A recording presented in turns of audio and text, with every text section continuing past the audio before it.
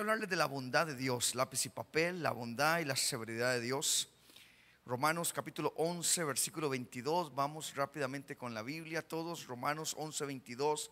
Esta palabra va a cambiar su vida para siempre. El concepto que usted tiene muchas veces de lo que es la bondad de Dios. Romanos capítulo 11, versículo 22. Dice Romanos 11, 22. Dice: mira pues la bondad y la severidad de Dios. Dos cosas, dice: mira pues la bondad, y van juntas. Aquí impresionante, impresionante. A mí Dios me impactó de la necesidad de que el pueblo de Dios conozca a Dios. Yo sé que esta serie que yo voy a terminar va a tocar la vida de muchas personas. Muchas personas están buscando todo porque es importante conocer a Dios. Dice: mira pues la bondad y la severidad de Dios. Dos cosas que van juntas y que muchas veces nosotros las separamos, las quitamos. Mira pues la bondad y la severidad de Dios. La severidad ciertamente para con los que cayeron, los que son quitados, los que cayeron. Pero la bondad para contigo si permaneces en esa bondad. Vea qué importante, va junto. Si permaneces en la bondad, pues de otra manera tú también serás cortado. Hay personas que dicen: bueno, Dios es solo cosas buenas, y es cierto. La misericordia de Dios es paciente, es tardo para la ira, es paciente. Realmente Dios es bueno.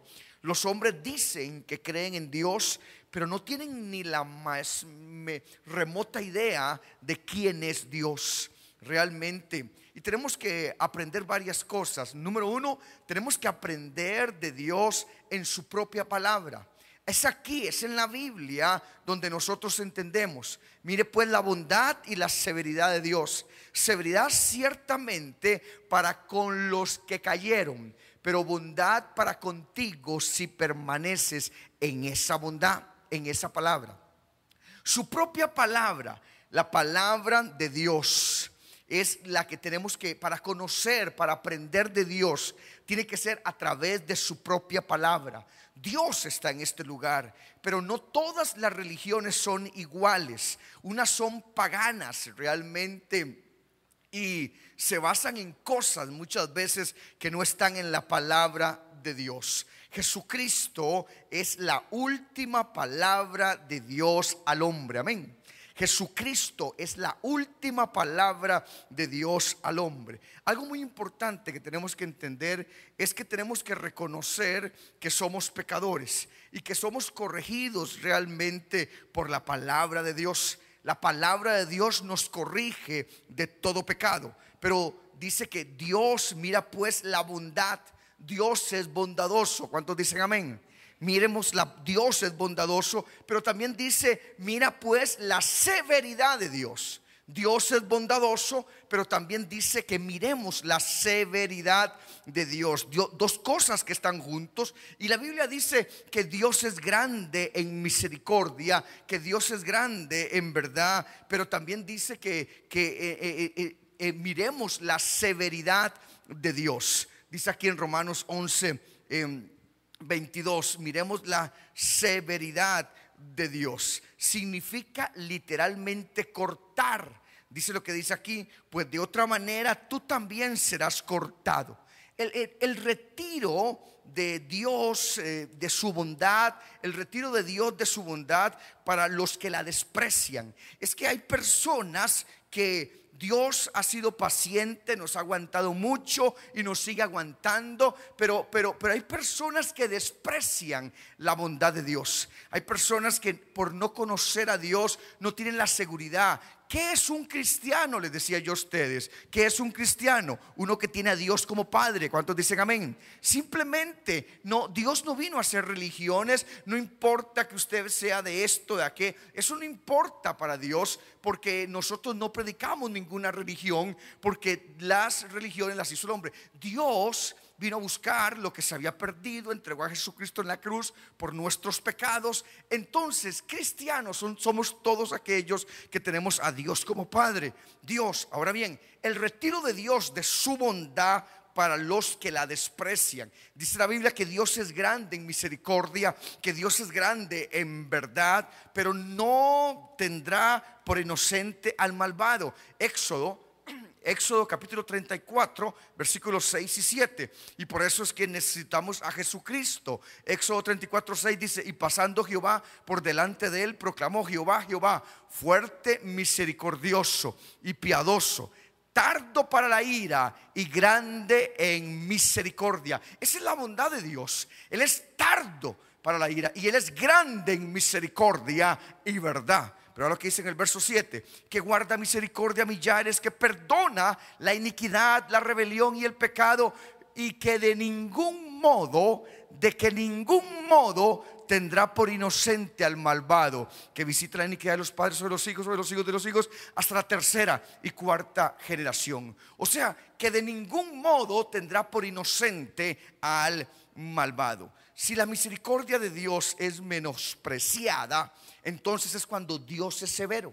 Y les digo esto porque estamos predicando, estamos pastoreando una iglesia, una buena palabra que tiene que haber siempre en esta iglesia. Yo tengo más de 2000 mensajes, buenos mensajes. Le digo, la gran mayoría son buena palabra, cosas buenas que hemos aprendido. Pero tenemos lo más importante, que es conocer a Dios.